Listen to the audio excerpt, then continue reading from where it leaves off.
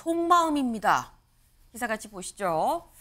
대통령실 하필 김건희 리스크 건드리냐. 윤, 화 많이 났다. 라고 얘기를 했습니다. 지금 대통령실 어떤 전원인 거죠. 윤 대통령이 화가 많이 났다라는 겁니다. 지금 요 기사 속에 윤 대통령이 주변 또 참모진한테 했었던 얘기들이 속속 들어있는데 여기를 좀 보겠습니다. 윤 대통령이 뭐라고 얘기를 했느냐. 윤 대통령은 한 위원장이 김경률 비대위원회 서울 마포울 출마를 알린 데 대해 주변에 낙찰자를 정해놓고 입찰을 하면 그걸 부정입찰이라고 부른다. 한 위원장이 법을 모르는 친구가 아니지 않나라고 지적했다고 한다. 이어 대통령을 뒷배삼아 줄 세우기 사천을 하고 있다는 오해를 불러올 수 있다라고 우려를 했다라고 합니다. 네, 지금 한동훈 위원장의 행동 이거 적절하지 않습니다라고 얘기를 주변에 했다라는 거죠. 법을 모르는 사람도 아니고 왜 이런 사천을 하는 거야라고 얘기를 했다라는 겁니다. 그런데 이 얘기만 했냐? 아닙니다. 여길 좀 볼까요?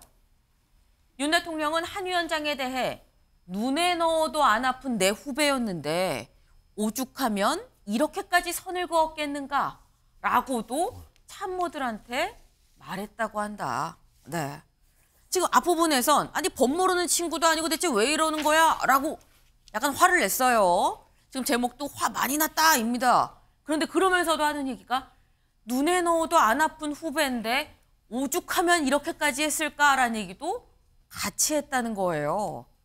윤 대통령이 지금 주변에 한 이런 얘기들을 보면 윤경호 위원님, 윤 대통령이 좀 생각이 지금 많은 것 같습니다. 당연히 그러겠죠. 저는 이 사태가 터졌을 때 익명의 전원으로 윤 대통령과 한 위원장은 정치적 결별을 한 게 아니라 인간적 결별을 한 거다라는 기사에 눈이 확 쏠리더라고요. 그게 정말로 뭐 중요한 소스이겠죠. 그게 윤 대통령의 지금 심정이 아닐까 그런 생각이 드는데 핵심은 결국 한동훈이라는 비대위원장을 지명을 했을 때 한동훈 비대위원장이 등장을 했을 때 성공 여부는 윤 대통령과의 차별화에 달려있다 그랬잖아요. 네. 그 차별화의 첫 시험대는 특검법이다라고 얘기했어요. 근데 지금은 특검법에다가 하나가 더해졌잖아요. 디올백 수수에 대한 사과 문제까지. 그러니까 그게 사실은 핵심이지 사천 논란 이건 그냥 표면적인 이유에 불과한 거니까 그런 점에서 저는 윤 대통령과 한동훈 위원장이 인간적인 결별을 한 거다라는 말이 지금 윤 대통령이 정말 그 섭섭한 심정 그걸 고스란히 반영하는 거 아닐까 하는 생각이 들어요. 네, 지금 윤경호 의원님은 두 사람 사이 지금 인간적 결별까지도 지금 고려가 된다라는 말씀을 하셨는데 이종훈 의원님, 아까 약속 대련이면은 인간적 결별과 약속 대련 또 약간 상충되는 얘기이긴 하거든요. 네, 그런데 지금 이제 동아일보에서 이제 보도한 내용이잖아요. 네. 근데 이런 보도가 나오는 것 자체가 사실은 약속 대련이라는 걸 의미하는 그 한 증거다. 저는 그렇게 생각을 해요. 그러니까 그동안에 우리가 윤석열 대통령이 평상시에 무슨 생각을 하고 있는지 보도를 통해서 접한 적이 있나요? 예, 거의 없어요. 그런데 비단 이 사안 지금 관련해서만 지금 뭐 그 하루 사이에 이 대통령실 관계자들 발로 윤석열 대통령의 생각이 그냥 그대로 막 그 전달이 되는 그런 식으로 지금 보도가 나오고 있다라는 거예요. 윤 대통령이 실제로 그렇게 생각했는지 안 했는지도 모르겠어요. 그런데 이런 게 마구 지금 쏟아져 나온다는 거죠. 이것 자체가 조금 평상시하고는 너무 다르지 않나요? 그런 정황으로만 보더라도 이거는 조금 좀 우리가 의구심을 가져볼 여지가 좀 많다. 이렇게 지금 보는 거죠. 네. 강전혜 변호사님. 네, 저 윤석열 대통령이 지금 참 밤잠 못 이룰 것 같다라는 생각인데 왜냐하면 본인이 어떻게 대통령이 되었는가에 대해서도 생각하고 있을 것 같습니다. 왜냐하면 윤석열 대통령이 이렇게 대통령위까지 오를 수 있었던 것은 문재인 전 대통령이 여러 가지 민주당 쪽에서의 반발에도 불구하고 검찰총장으로 임명을 했었고 그런데 문재인의 검찰총장이었는데 결국에는 문재인 정권을 밟고 일어서서 본인이 국민의힘에서 대통령이 된 거 아니겠습니까? 네. 본인을 임명해줬다라는 것은 믿고 힘을 실어줬다는 것인데요. 지금 윤석열 대통령이 한동훈 위원장에 대해서 보고 있는 감정도 좀 비슷할 것 같습니다. 본인이 오랫동안 봐왔던 사람이고 눈에 넣어도 아프지 않을 후배였는데 지금 이렇게 어떻게 보면은 본인이 줬었던 신뢰와 힘을 바탕으로 해서 이렇게 항명을 하는 듯한 이런 모습이 보이는 것이 본인의 네. 과거에 대해서도 좀 생각해 보게 되지 않을까 그렇게 생각합니다. 네. 어떤 본인의 예전 생각까지도 다시 좀 회상하게 되는 그런 시점이 아니겠느냐라는 말씀을 지금 하셨어요. 다음 기사를 좀 같이 볼까요? 네. 분열된 필패 위기감, 2016년 총선 악몽에 숨고르기. 이 기사를 가져온 이유, 여기에도 윤 대통령의 얘기가 지금 들어 있습니다. 이걸 좀 볼까요? 특히 윤 대통령은 당에서 김 여사의 의혹을 거론한 데 대해 한 위원장이 직접 사과하지 않았고 한 위원장 측에서 이관섭 비서실장의 실명을 언론에 흘렸다고 보고 경로한 것으로 전해졌다.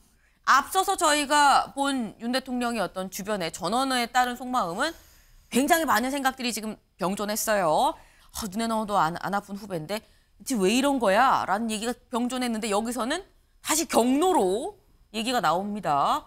이관섭 비서실장과 만나다는 구체적 이름까지 흘렸다. 이거 우리는 얘기 안 했는데 그럼 한동훈 위원장이 흘린 거 아니야? 이거 너무한 거 아니야? 라고 윤 대통령이 직접 경로를 했다라고 합니다. 근데 이 경로를 했다라는 건 조현선 변호사님, 기저에 약간 배신감 같은 게 좀 깔려 있는 거 아니겠느냐라는 생각이 들거든요. 사실 이관섭 비서실장의 그런 이름을 거론할 필요가 없었죠. 그리고 대통령실로부터 사퇴 요구를 받았다는 그런 말도 사실은 할 필요가 없었습니다. 일정 부분 만났다는 부분이 확인이 된다고 하더라도 여러 가지 뭐 얘기를 나눴다 정도로 마무리할 수 있었는데 특정을 했습니다. 비서실장도 특정을 했고 사퇴 요구도 특정을 했기 때문에 아마 거기에 대해서 윤석열 대통령 입장에서는 굉장히 크게 당황할 수도 있었고 경로할 수도 있는 사안이 아닌가 싶고 네. 거듭 말씀드리지만 이 부분 자체가 추후에 당무 개입 공직선거법 위반 혐의가 적용될 여지가 충분히 있고 이것 자체로 추후에 형사처벌 대상자로 이름을 올릴 수가 있을 것입니다. 그렇기 때문에 충분히 경로할 수 있는 사정이라는 생각이 들고요. 여기에 대해서 어찌됐건 간에 용산과 한동훈 비대위원장 입장에서는 앞으로 있을 총선을 위해서라도 어쩔 수 없이 봉합을 할 수밖에 없을 것이고 그 과정이 남아 있을 것 같습니다. 한동훈 위원장 입장에서는 지금 상황에서 본인의 정치를 조금 더 강하게 내세우려면 방금 나왔던 말씀들처럼 김건희 여사 특검법에 대해서 재투표를 받아들인다거나 이런 식의 형태를 띠지 않으면 글쎄요 어떻게 한동훈 위원장이 이런 갈등을 자기 정치로 승화시킬 수 있을까? 그 기회를 잡아야 되는 게 아닌가라는 생각도 듭니다. 네. 지금 말씀은 일단 이런 얘기들이 나오는 거 뭐 배신감이 들 수밖에 없는 부분은 하지만 총선을 앞두고 결국 봉합을 하는 수순으로 갈 수밖에 없을 거다라는 말씀도 같이 하셨어요. 근데 지금 실명 이관섭 비서실장 실명이 나와서 경로했다라는 얘기가 나왔는데 다음 기사를 좀 볼까요? 윤한 총선 앞 정면 충돌 이러다 국멸입니다. 여기 역시 이 기사를 가지고 온 이후 윤 대통령의 얘기가 들어있습니다. 윤 대통령은 참모들에게 가장 아끼던 사람에게서 뒤통수를 맞느냐는 소리까지 들었다. 사람을 너무 의심하지 않고 썼던 나의 잘못인가 싶은 생각마저 든다라고 말을 했다고 합니다. 지금 이 얘기를 보면 아까 잠깐 나온 인간적인 결별까지도 간 거 아니냐라는 얘기가 나올 법한 그런 상황인데 사실 이런 모든 갈등들 최초 시작은 일단 3인 회동이었습니다. 3인 회동에서 대통령실 쪽에서는 우리는 사퇴하라는 얘기 안 했다라고 얘기를 했죠. 그런데 한동훈 위원장은 어제 이렇게 얘기를 했습니다. 들어보시죠.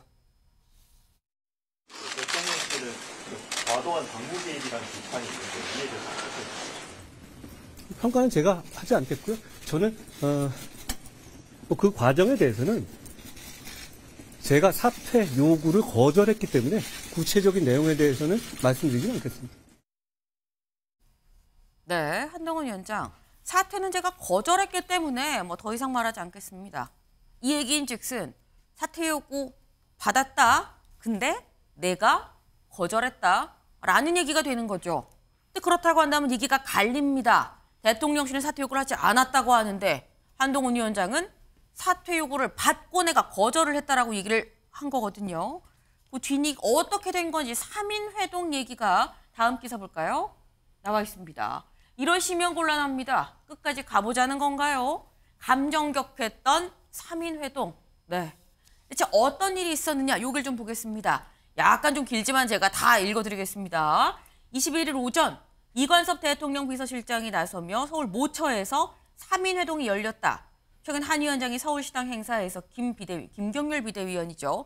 김경률 비대위원 마포홀 공천을 공식화해서 생긴 사천 논란이 거론이 됐다라는 겁니다. 이 자리에서 공정하고 투명한 시스템 공천이 대통령의 철학이라는 말도 전달됐다. 김경률 비대위원이 김 여사의 사과 필요성을 거듭 제기한 데 대한 불쾌감도 표명했다. 그러면서 이 실장이 김 의원 공천 철회 혹은 비대위원 사퇴를 요구했다고 한다. 그러니까 김경률 비대위원에 대한 사퇴 혹은 공천 철회를 얘기를 했다는 거죠. 또 이것만 얘기한 게 아니라 더 얘기했다고 합니다. 공천관리위원회가 발표한 경선 룰에서 현역 의원에 대한 감점이 예상보다 좀 적다는 여당 일부의 불만도 논의가 됐다고 한다. 퇴신 명분을 해칠 수 있다는 우려였다. 하지만 한 위원장은 이 역시도 고개를 저었다고 한다. 이 역시도 고개를 저었다는 거. 앞서 얘기한 부분들 다 고개를 저었다라는 얘기인 거죠. 안 해요, 안 해요, 안 해요 거절을 했다라는 거죠. 그러다 한 위원장과 이 실장이 충돌하면서 이러시면 곤란합니다. 끝까지 가보자는 건가요? 등의 표현이 표출됐고 결국 사퇴 요구설로 번졌다는 게 복수 여권의 인사들의 얘기다라는 겁니다.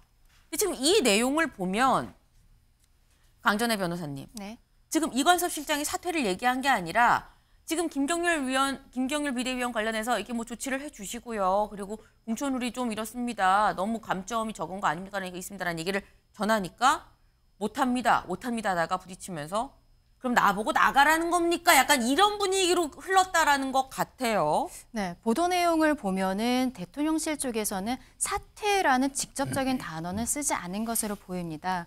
하지만 이러시면 곤란합니다. 끝까지 가보자는 건가요? 라는 이야기가 나오면 받아들이는 사람 입장에서는 나가라, 즉 사퇴하라라는 말밖에 될 수가 없잖아요. 지금 당원 당규에 있어서 비대위원장을 내보낼 방법은 없습니다. 그렇기 때문에 한동훈 비대위원장이 스스로 자진 사퇴를 하는 형태로밖에 끝까지 갈 수 있는 방법은 현재로서는 없는 것이죠.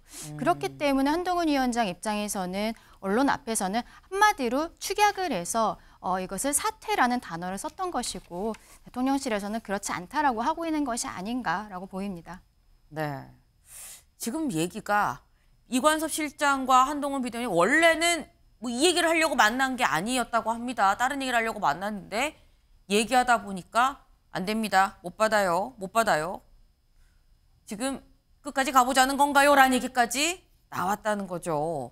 그래서 불거진 게 집권 여당 당대표격인 지금 비대위원장과 윤 대통령과의 갈등 상황이 나오게 됐다라는 뒷얘기입니다. 근데 관건이 이걸 이제 앞으로 어떻게 해결해 나가느냐가 문제겠죠.